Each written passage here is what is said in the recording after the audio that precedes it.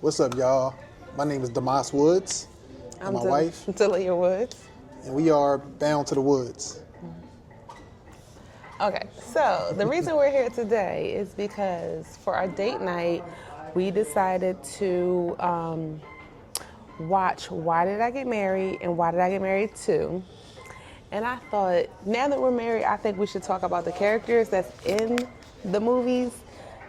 You always have a different perspective of when you're single or way back then. Or let's see, when did the movie first come out? The first one came out in 2007. The second one came out in 2010. Years. I don't know anything about years. So 2007, 2010? Yep. So that's like almost 20 years ago. Yeah. It's 2025. It's 18 years ago. 18 years ago. So a lot also has happened in life since then. So if we go through each character, we're going to give both of our point of views of each character. Let's start with Terry and Diane. So Terry and Diane is Tyler Perry character and who's also the executive producer of the movie. But his character, his name is Terry, and his wife is Diane. Terry was a pediatrician, and his wife is a lawyer who just made partner, right? Just made partner. This is Why Did I Get Married 1? It's like 1 and 2. No, I'm just saying she just made partner 1. Yeah. So now it's like her workload is heavier now, so she can't really spend no time with him. So now this is where the conflict comes in. So what's your take on it? No, what's your thoughts of what happened? Man, how everything played out. I'm trying to remember the first one. I remember the second one. We just saw watched it. All right, the first one. What was the first one? The first one, it was in the log cabin, and he was trying to have sex. He said, my wife hasn't had sex with me in so long. And then she told her friend, she was so busy at work, always had the phone, they were on vacation, and she kept being on the phone because she was working with a case because she just made partner, and a 16-year-old was up for death row, I think. Gotcha. I think. Or and that's what she told the assistant, like, well, don't call, she told her for the weekend. Her friends was saying something about it. And she was like, I'm not trying to have no second baby right now. He wants to have a son so bad, but I'm worried about my job. Like, I'm worried about my job. All right. And then when Mike drops the bomb, Terry, which is Tyler Perry, got a DNA test on his daughter because he felt my wife was so busy, we only had sex one time, and then she conceived. She was, conceived. Like, was she doing it with somebody else? And then she said, and she had her tubes tied behind his back. So, what's your thoughts? So much to say. Honestly, I think that Diane, I think she was selfish. I feel like in a marriage, it's 50-50. It's a lot of compromise. I just felt like she put her work over her husband.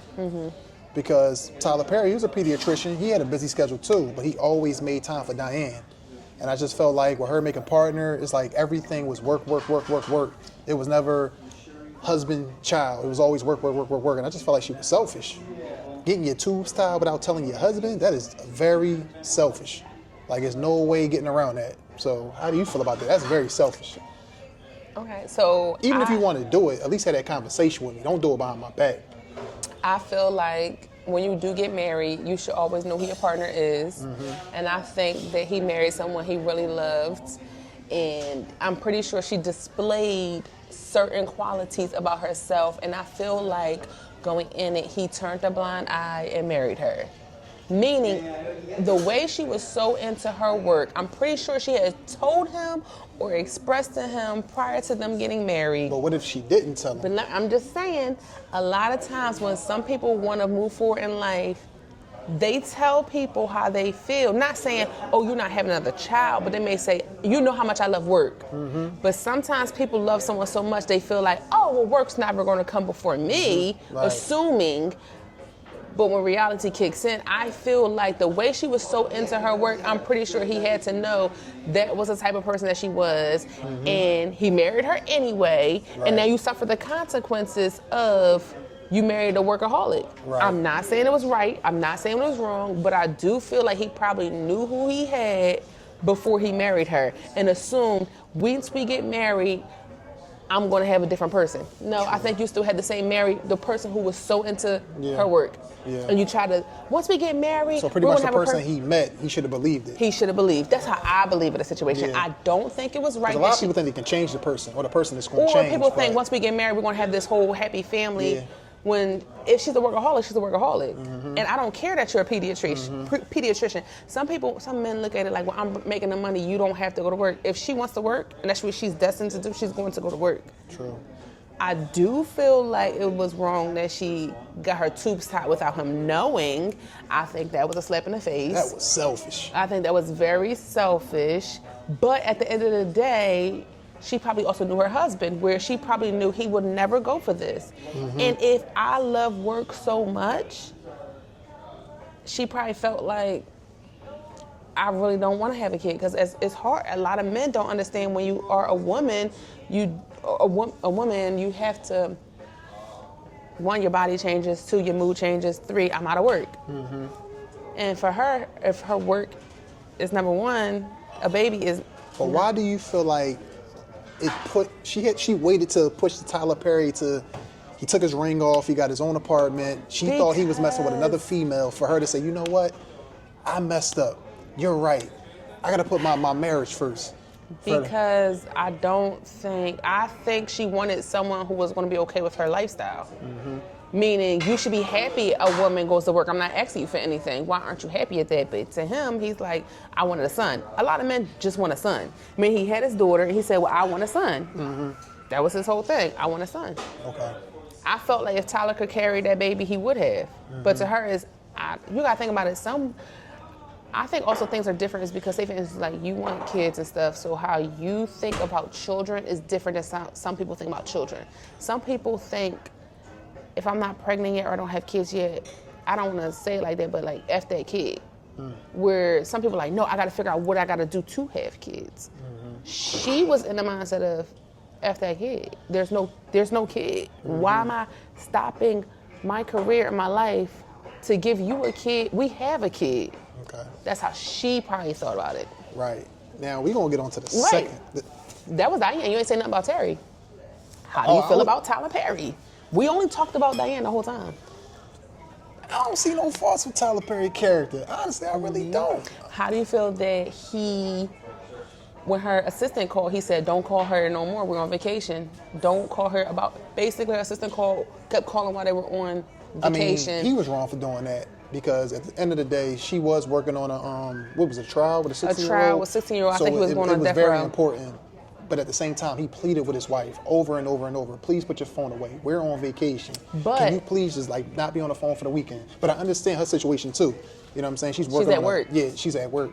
So if I would have told her that, I would have told Diane too, like, listen, I told such and such, don't call you no more for the weekend.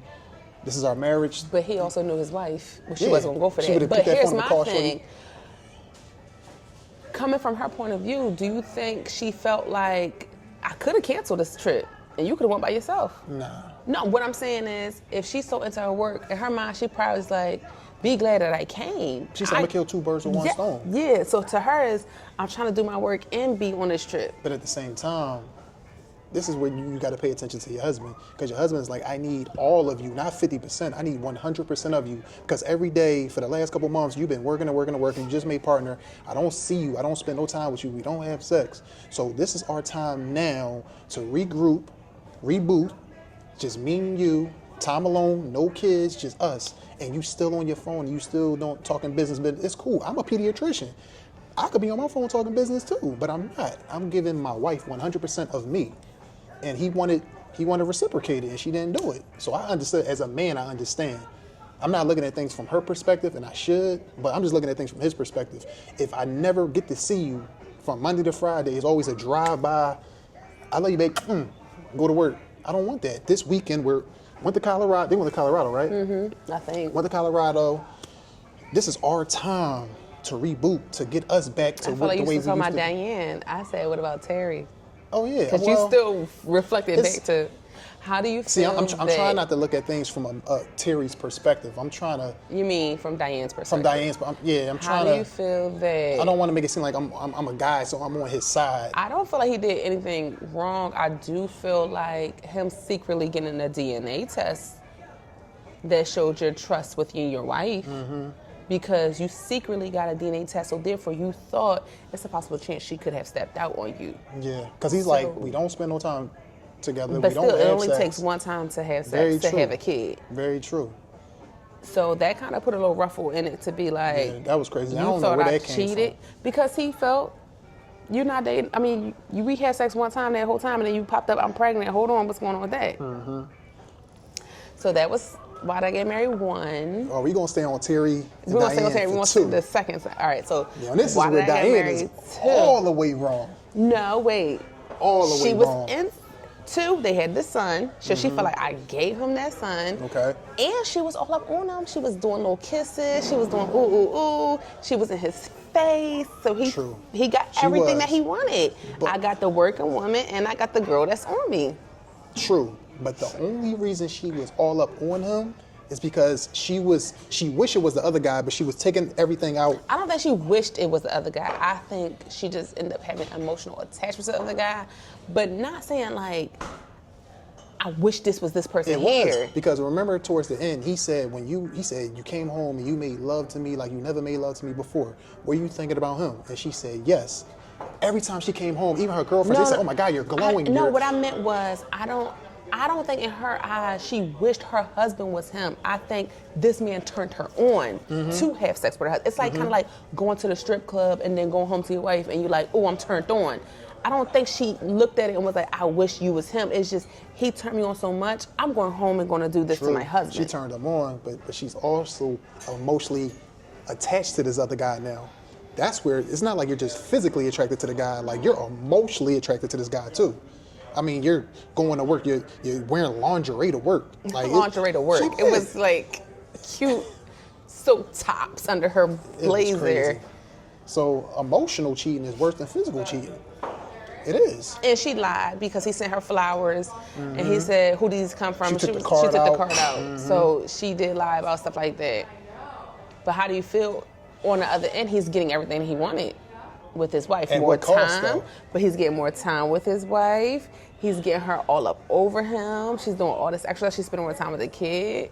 But it makes you think from the first, why did I get married? She spent so much time at work. Was she emotionally involved with somebody else on No, part she one? just became partner. Okay. So if you know how you just become partner, it's kind of like, I have to do Gotta be this to prove focused. myself. Yeah. I think she now has time where she established who she was as a partner, but while she's there, she has other dominant men in that field Right. that's stimulating her in a certain way where she's like, oh, I kind of do like this. Yeah. But I do And it's think like she we're in the still same loves field. her We're talking about husband. the same thing. Like we. I do think she still loves her husband and wanted her husband. I think she got emotionally jerked and was like, ooh, da da da da. Yeah, they was working the case together. I think- he might have said some little flirtatious things to her. Yeah, He's like, oh wow, you look good today. She did it too far. She went too far with that. I don't like that. Too far. It kind of bad taste in my mouth that you allow. One, here's the thing: someone sent you flowers and you brought them home. It's Straight disrespectful. My thing is, you could have just left them at the Oh, desk. God. Put them flowers at the desk or something. Right. You brought them into your home. Right. It's kind of like. Knowing I did not give you them flowers. And then you lied. My thing is, I would have been like, oh, somebody sent them to me. Yeah. They like the work that I did or the case I was on and sent flowers. I don't know. But you brought them at home talking about something, I don't know where they came from. Somebody just sent them. That was crazy. Let me think. What else with Diane? What else happened in the second? And she's selfish because for the simple fact that we're married, I know everything about you. Like he said, he noticed when she changed her perfume, when he she knew the started dates. wearing laundry, the dates. He When you said with specific somebody, dates. you know everything He about was them, like, you especially made your love wife. to me like you ain't never made love to me before. Was you thinking about him? She was like, So to be selfish and do all them things and to not think that your husband was not going to find out, it's crazy. It's blasphemous, not blasphemy. for real. Blasphemy. Let me think. But did he do anything in the second movie? He didn't do nothing wrong. He just took He his don't ring never do off. nothing wrong. And Oh, he said, I mean, I'm I about to get it. lose. He said, He I'm about said, to "You lose about my to- wife. I'm about to lose my wife. Right. And then he got his own apartment, and he was confiding in the other girl who had a boyfriend. But he never really did nothing Yeah, I wrong. don't think he did anything wrong. He was He a just good wanted- man. He was a good man, Savannah. Oh, one Yeah. thing I can say I appreciate was when she ended up telling him, I thought about somebody else. I was talking to somebody else. I went out to dinner with somebody else. He didn't overreact. Like, he was more so like, oh my gosh, like, wow. It wasn't like, oh, what, da, da, da, da, da, da, da. Because sometimes life does happen, but it's all about how you respond to it. So I commend him for that because he didn't get out of character, he didn't get disrespectful, or he didn't treat her a certain way. Because at the end of the day, that's his wife. So I feel like as a man, he put his pride aside and like not sympathize with her, but be like, oh wow, I can't believe you did that. Cool. You know what? I'ma just move out. I feel like that was a good response And that's from tough him. to do. It's tough to do, and I commended him as a man because it showed his strength, and he wasn't insecure. He knew he wasn't fishing for his wife to do something. He knew his wife was doing something. So it showed how he was so secure in himself that said, you know what, if that's what you want to do, I'm gonna just go. Right. Not I'm forcing you to be here and da da da da. Because I do feel like a lot of times men lash out. I get it because out of anger, but some of the lashing out is like you can't come back from that. Because at the end of the day, I always say, God rewards you not how people treat you, but how you treat them. Because just somebody did something to you don't mean you gotta get revenge and do all that other stuff, whatever. So I do respect how he carried himself in that situation. So I do applaud Terry. Terry, I think he held his down. He was a good man. That was a good man, Savannah. Yes, he was. Yes, he was. All right, so the next people, Pat and Gavin. Oh my God. Whew. Don't get married to a psychologist, y'all. So the first, why did I get married? Pat was she knew everything. She helps all the other couples. This is what you need to do. Write a letter, write the good list, the bad list. If the good outweighs the bad, stay with your husband, blah, blah, blah, blah. Nothing's ever wrong. And why did I get married? One, their son, which was an infant, passed away because she was in a car accident and she did not buckle him in. So Malik Yoba, Properly, she thought she did. Yeah, she didn't double check. She put him in the thing, but she didn't make sure it was secure.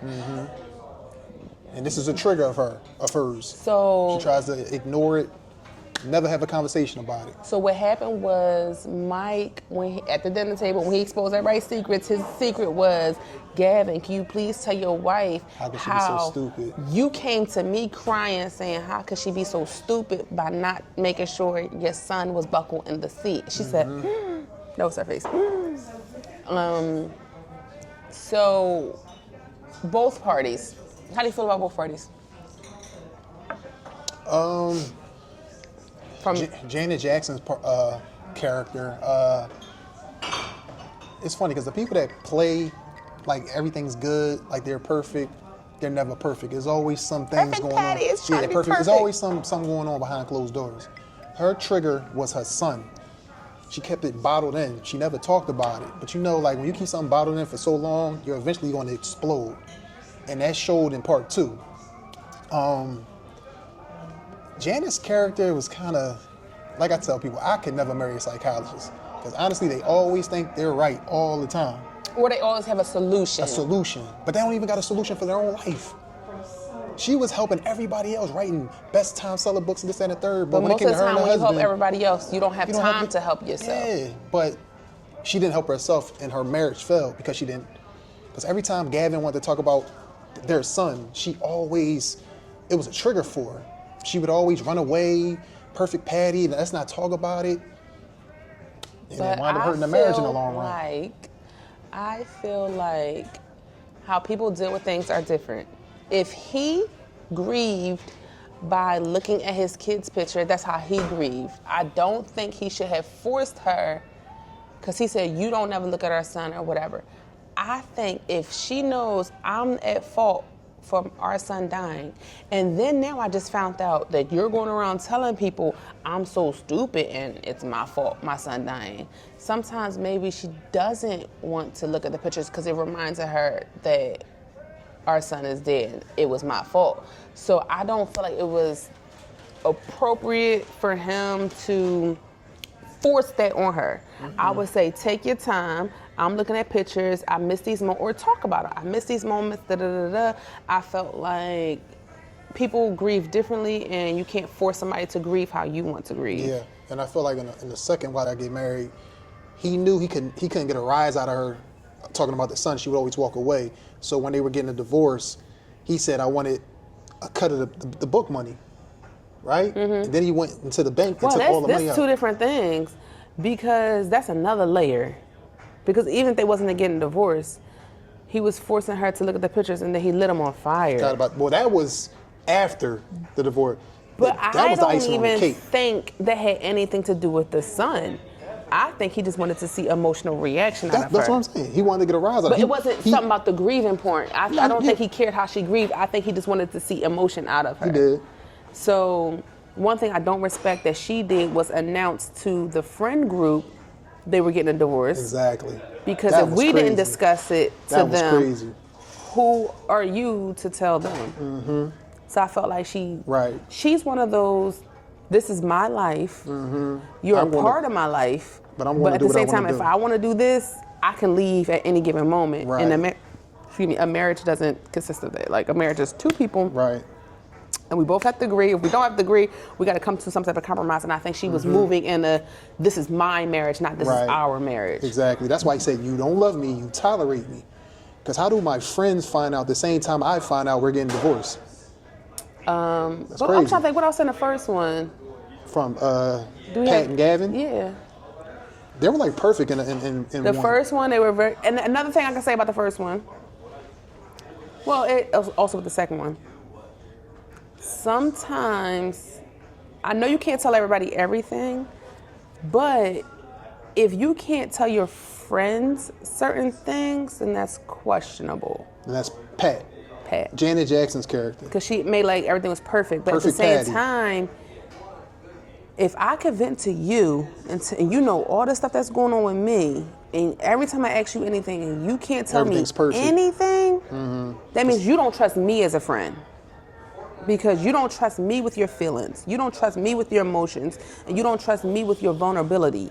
So I don't want to say, are we really friends? Because I do feel like they were great friends. But at the same time, she needed to look into herself that start opening up a little bit to your friends. Because, and at the same time, a friend has many layers. But you know who your friends are. They were college roommates.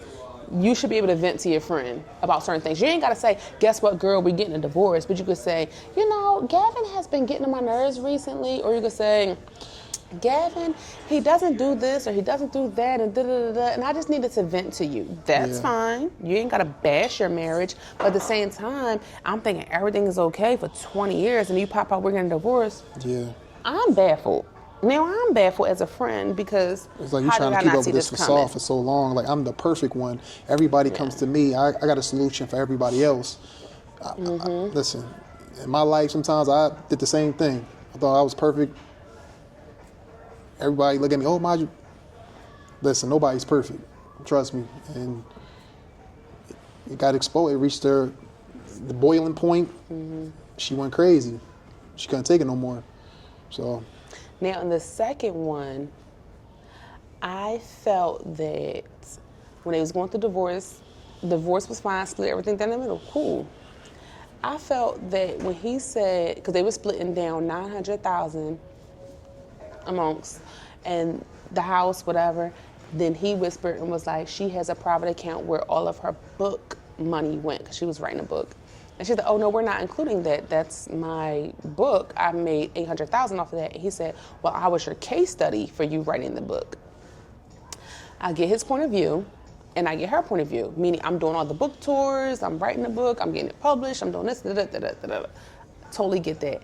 Honestly, I don't think he really wanted the money from the book. I think he just wanted to get a rise out of her. And her saying, I'm getting a divorce and we're going to split it in the middle, and she was ready to walk away without a cry, without anger. It's like she didn't care.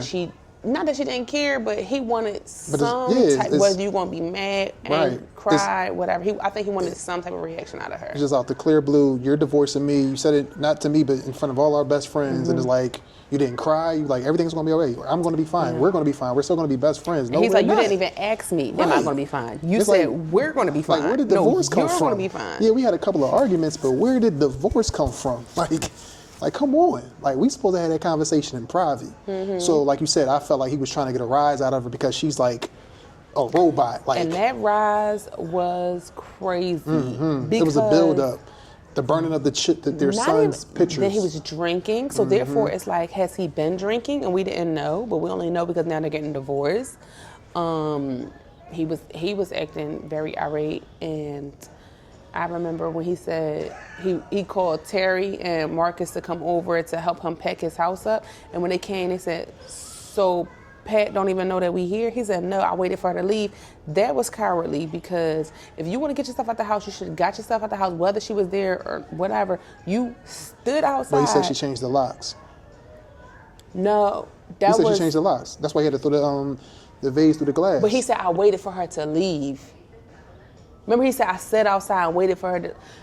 The first time they locked the door. Remember the first time they locked, he threw the thing in and grabbed something. Remember, she came in and was like, leave or something like that. Mm-hmm. The second time was when she started banging the stuff. Mm-hmm. Remember the first time, he was like, remember he was just sitting on a step. He was like, oh, you coming here? He's like, did she know we here? He was like, oh no, she changed a lot. Well, he was like, I was waiting for her to leave or something like that. Mm-hmm. The second time when they came in, was that 2 different times? That was the same time.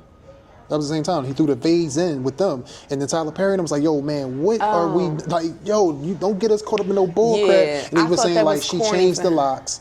I waited for her to leave. I was parked across the street.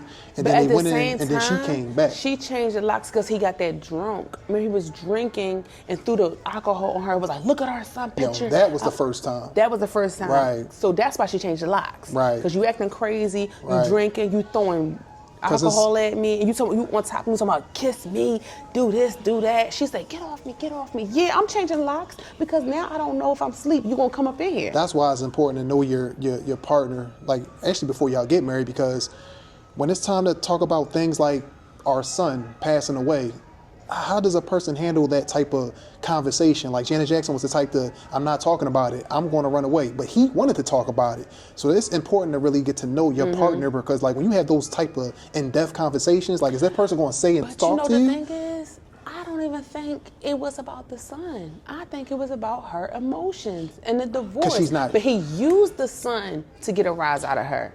Because it was like, we're going through a divorce and stuff, and she, all right, Gavin. So then he said, oh, you want to see something? And that's when he picked up some pictures up and lit them on fire to be like, why aren't you reacting to us getting a divorce? So I'm going to make you react. Yeah.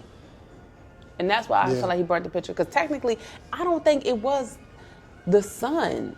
I think it was, why aren't you crying that we getting a divorce? Yeah. Or why aren't you mad we getting a divorce? You okay with, remember Terry said something, and he was like, he said, you should fight. He said, I am fighting. Yeah. She doesn't want to fight. Yeah. So I think him burning the son's pictures. He said you can only fight with somebody that's willing to get in the ring with you. Yep, and him burning the pictures, they had nothing to do with the son. So it's like, you hurt me, so now I'm going to hurt you. Which is, I'm not saying it's right, but I kind of understand, because it's like, damn, you divorced me in front of all our friends. I'm hurting. You're not showing no type of hurt. So I'm going to do whatever it is that I can do to make you hurt. So I'm going to burn our son pictures. The only pictures we got. Even though I'm hurting myself by doing this, but I'm really hurting you. Yeah. But nobody won in the situation, because at the end, Gavin passed away, man. It was crazy. And then she said, oh my God. She came to the job, humiliated him, and he left and died. Right.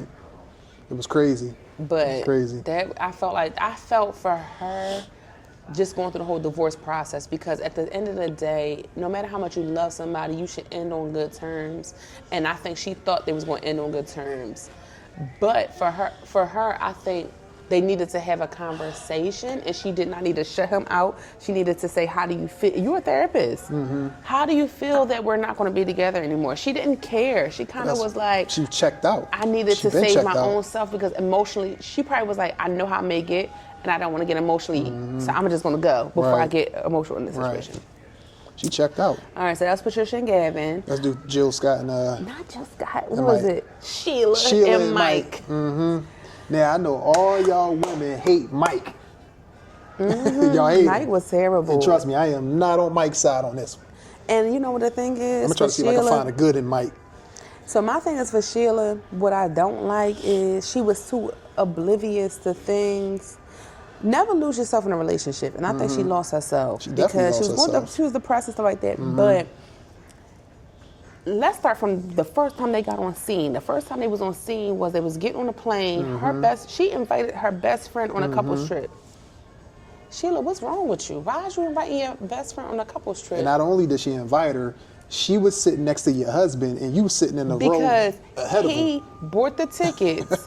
So he said, the best friend said, oh, let's switch seats. He said, no, it's assigned seats for a reason.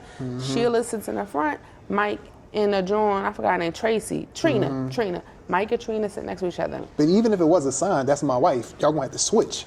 First of all, or you sit with the best friend. Let the boy sit by herself. The best friend sit together. Or she sits with her husband. The best friend sit together. But either way, Sheila shouldn't have been by herself because she had her best friend. I ain't gonna lie, y'all. I don't know how. I'm about to say Jill Scott. I don't know how Sheila didn't peep game that her husband was sleeping with her best friend. I don't know how she didn't see that. She just wanted to be loved. She did, my God, but it was so sad. But here's another thing. So she was a little bit too large, and they said you had to buy 2 seats, so she had to get off the plane. Number one, not only are you sitting next to my best friend, you didn't say, you know what, take my seat, Sheila, I'ma drive. He sent her to drive up a mountain. A mountain. To the couples retreat. Crazy. 2, the friend said, let me go. He said, no, girl, sit. She a grown woman, she can go by herself.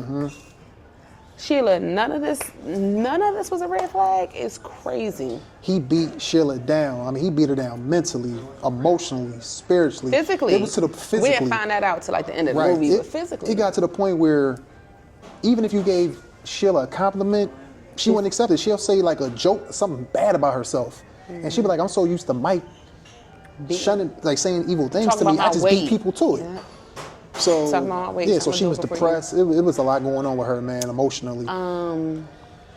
So they get to the house. Mike and Trina gets there first. So now all the couples are there.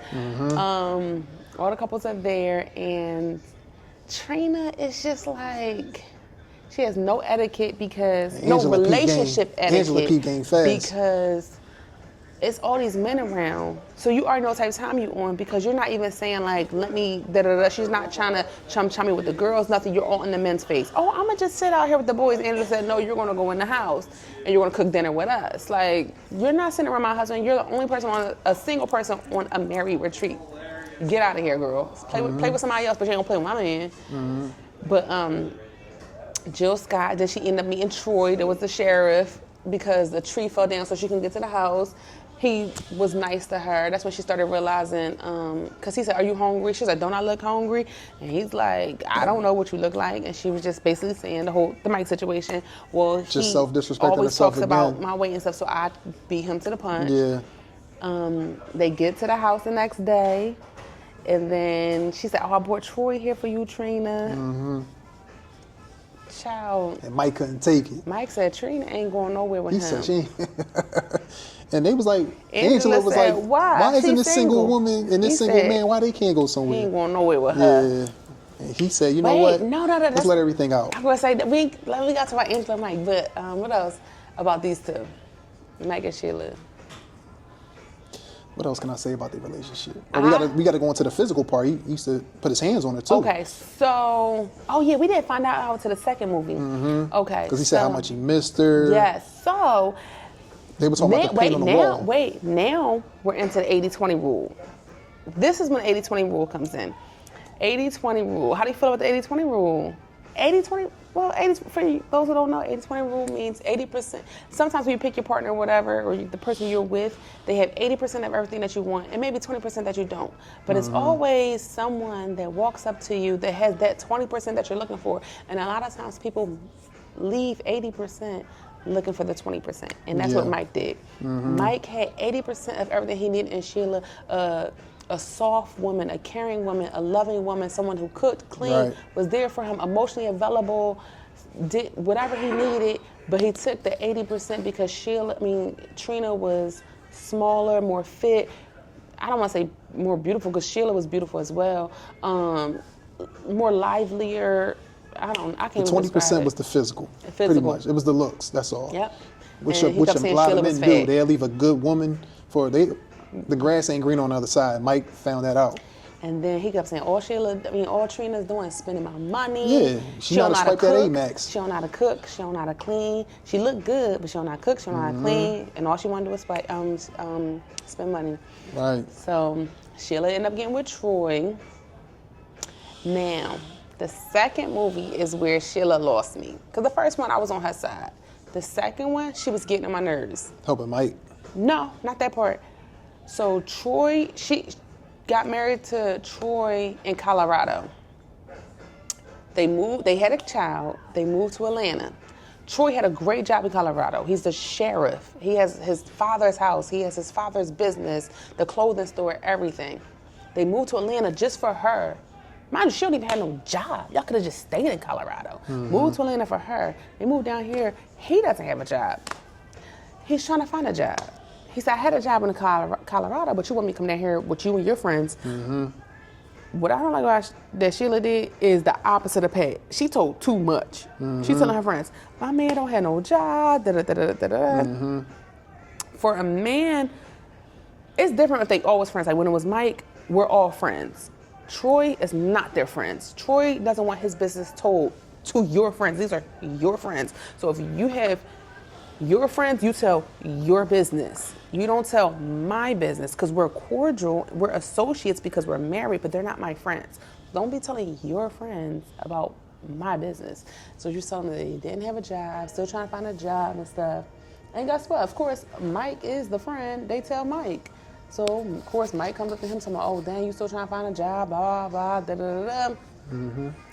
Long story short, Sheila ended up going on to Mike and was like, I know you cool with the cop boy or whatever. Can you get him a job? He said, I'm going to do that. He gets him a job and then tells Sheila how much he misses her. You were a great woman, blah, blah, blah, blah. She's like, sure, I'm married. But it's like, girl, no man wants a job from your ex. You're messing up. Like, I get that you got him a job, but at the same time, he's going to be embarrassed. And she just did not care. Yeah. That was the sad part. Yeah. And as a man, I can understand why he felt that way because, well, I don't have a job. I left my hometown, moved to Atlanta. I don't have a job. And as a man, all the men, y'all can feel me on this. When you unemployed, you don't got no money coming in, you really feel less of a man. You're like, damn, I'm a provider, I'm a protector, and I don't got no money coming in. I don't really feel masculine right now. And you're telling your friends who's doing real well in life, and I'm the new guy on the scene, that he doesn't have a job. And I'm around these guys, and not only around these guys, I'm around your ex-husband. And now he's like, he knows that. And he's like, hey, how's the job search going? Money, so he was buying her stuff he got and money his connections. side piece stuff. So he. So it was just crazy. So trust me, as a man, I know exactly what he was going through. Yeah, I felt bad for him. Yeah. But he kind of, I didn't like that he kept getting like aggressive with her. Yeah, but again, I don't agree with a man being aggressive with a woman. He was aggressive. But like I said, it's just as a man, you just want to, when you don't have it, you be frustrated. Seriously, as a man, I know, like, it's just, if you don't got the money, the resources they couldn't even pay their rent. Remember Jill Scott was like, well, I can just ask Pat and Gavin. I'm gonna ask my friends. Yeah. They gonna give me money. We are borrowing money. He said, you're not gonna ask them for me. Right. So not only I don't have a job, now you asking your friends to pay our mortgage? Like, that's... Because he had to pay the mortgage there, and the mortgage in Colorado, and like the store and stuff in Colorado. Right. So that's crazy. But then we got to talk about when Sheila was taking care of Mike. Because she found out he had cancer. And was like, I got cancer. So when Troy finds out that the guy on the job was like, oh yeah, they said you came highly recommended. You came highly recommended by some douchebag. His name is Mike. Mm-hmm. He's like, you know where he lives? Like, he found out where he lived and went right to the house. And guess what? He opened up that door. Sheila opened the door. Oh, y'all can't front. When y'all saw that for the first time, y'all was thinking like, is she messing with Mike again? First of all, she got on my nerves because, one, I'm not saying you can't help your man. I mean, your ex. Help your ex, but you should tell your husband. Yeah. The fact that you went to his house, your husband doesn't know. Mm-hmm. He has cancer. I don't care if he got cancer. Right. You should have told your husband, Mike has cancer, he needs me or something. Mm-hmm. Or do you feel some type of way or can I go? Right. You just going over and not telling him is crazy. And we're talking about a man that beat you down mentally, physically, emotionally. But like I said before, God helps you by not how they treat you, but how you treat him. So I applaud her for helping him, even though he did beat her down or whatever.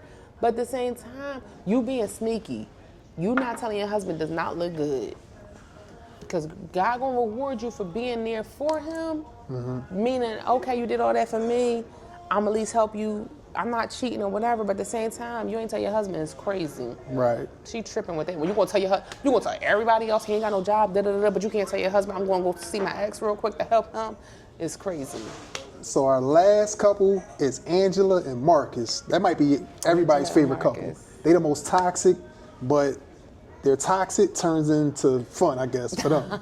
Makeup sex. Yeah, makeup sex. So how do you feel about Marcus and Angela's relationship? I feel that their whole relationship stems from Marcus cheating. I feel that, all right, prior to that, everybody always talk about how Angela's always mean. She's so mean, she's so aggressive, she always want to argue. She probably wouldn't be mean, aggressive, and always want to argue if her man came home, did not cheat on her. Yeah.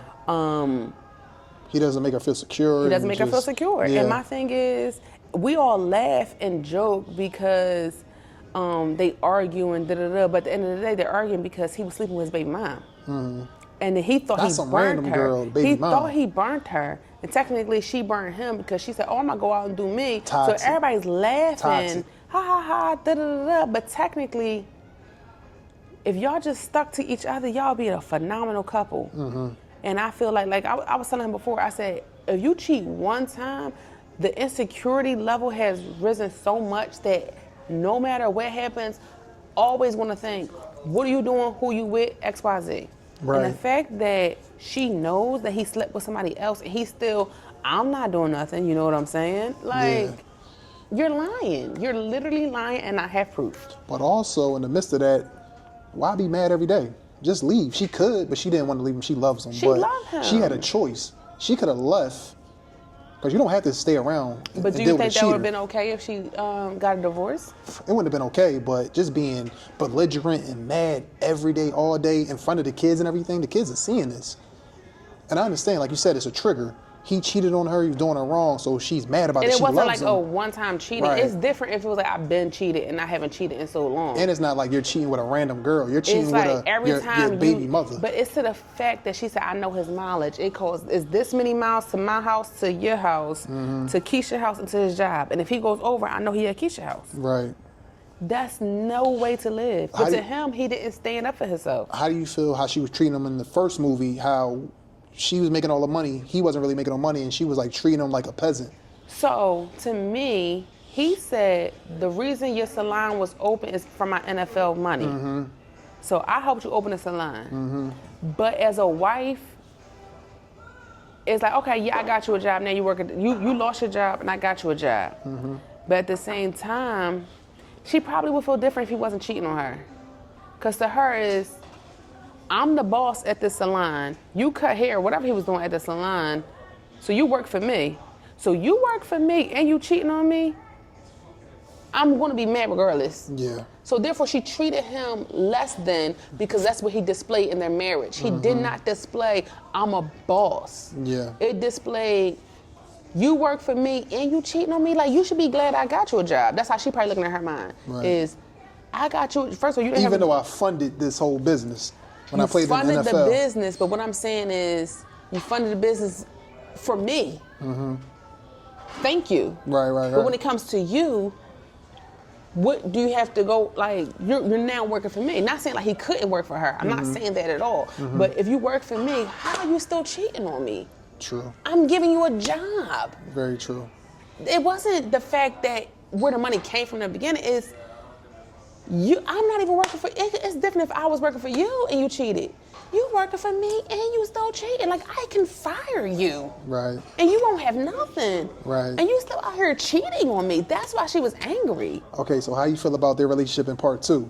Now, feel he got like- a big time, he's a sportscaster. He's on TV. Now he's making the money. He's making the money. The and he jealousy stopped cheating. kind of came out a little bit in her. I think it was, I always say time heals all wounds. I think they need more time because she's still treating him as someone who does cheat, because she's like, all my other want the friends. password to your She said, phone. all my other friends got their passports to their friends' phone or their husband's phones, but I don't have yours. He said, you don't need it. Right. To her, it's still triggering because he was cheating for so long. Mind you, he was sleeping with his baby mom. Their kid was what, 8, 10? Yeah. That means you was sleeping with your baby mom for 10 years. The second one, that was the movie, the one where he put them both in place, right? That was the first one. Okay. So he hasn't cheated since the first one. But at the same time, just because you stop cheating, I'm never going to. I'm still triggered. Yeah, she still don't trust him 100%. I'm still going to think. And remember, they was in the airport, and the girl, the gate agent. He wasn't flirting with the girl. The girl was flirting with him. But he Angela didn't saw check that it. from afar. Like, he was like, oh, yeah, well, da, da, da. It was still flattering so to him. her is, you just let these people flirt with you. Yeah. You're not checking nobody. Right. Like, why don't you check people? Because, like, I love the attention. That's the thing. He loved the attention because he used to NFL. Like, you're not shutting it down. You're not shutting it down. Yeah. My thing is, all right, you're not sleeping with nobody. But you still got the attention. Cut the attention off. Why are you still begging for attention? And then you wondering why she acting the way she do. No, I feel you on that.